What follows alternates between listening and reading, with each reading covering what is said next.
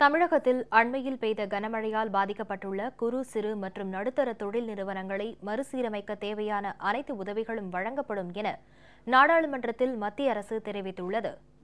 தமிழகத்தில் குறு, சிறு மற்றும் நடுத்தர தொழில் நிறுவனங்களை பாதுகாக்க முதலமைச்சர் செல்வி ஜெயலலிதா பல்வேறு சிறப்பான நடவடிக்கைகளை மேற்கொண்டு வருவதாகவும், இதன் காரணமாகவே தமிழ்நாட்டில் இத்தகைய நிறுவனங்கள் நிலைத்து நீடிப்பதாகவும் நாடாளுமன்ற மக்களவையில் பேசிய திருப்பூர் தொகுதி அஇஅதிமுக உறுப்பினர் திருமதி வி. சத்யபாமா குறிப்பிட்டார்.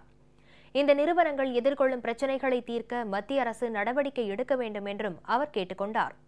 Today, the MSME sector is passing through various difficulties such as lack of adequate capital, poor infrastructure, access to modern technology, access to market and getting statutory clearances related to power, environment, labor, etc.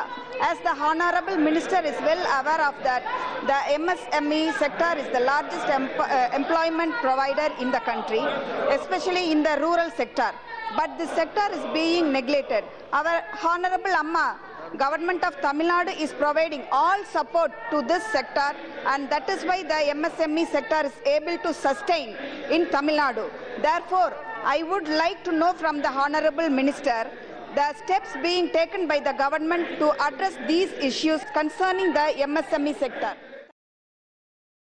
இதற்கு பதிலளித்த மத்திய சிறு, குறு மற்றும் நடுத்தர தொழில்கள் துறை அமைச்சர் திரு கல்ராஜ் மிஸ்ரா, தமிழகத்தில்தான் அதிக எண்ணிக்கையிலான MSME நிறுவனங்கள் செயல்படுவதாகவும், அண்மையில் பெய்த கனமழையால் பாதிப்படைந்துள்ள இத்தொழில் நிறுவனங்களை மறுசீரமைக்க உரிய உதவிகள் வழங்கப்படும் என்றும் உறுதிபட தெரிவித்தார். तमिलनाडु की जो हालत है, तमिलनाडु MSME की दृष्टि से बड़ा महत्वपूर्ण है। सर्वाधिक छोटी इंडस्ट्री तमिलनाडु के अंदर है और उसको हम चाइनी और MSME का हब बोलते हैं।